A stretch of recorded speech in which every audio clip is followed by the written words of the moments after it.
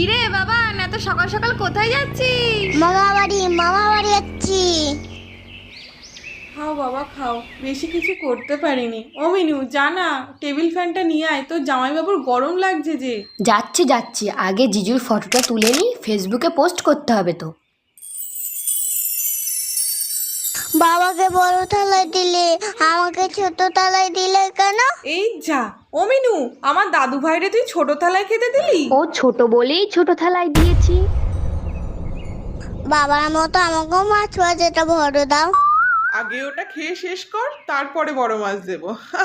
এই শুনছো, জামাই তো এখানেই বসে আছে, গিফটটা তাহলে এখানেই দিয়ে দাও। আমিও তো এখানে বসে রয়েছি, আমাকেও গিফট দাও। তাহলে তুই বিয়ে কর, তোর শ্বশুর বাড়ি থেকে অনেক গিফট পাবি। বিয়ে? ঠিক আছে, তাহলে আমি কালকে বিয়ে করবো। তাহলে আমি অনেক গিফট পাবো তো।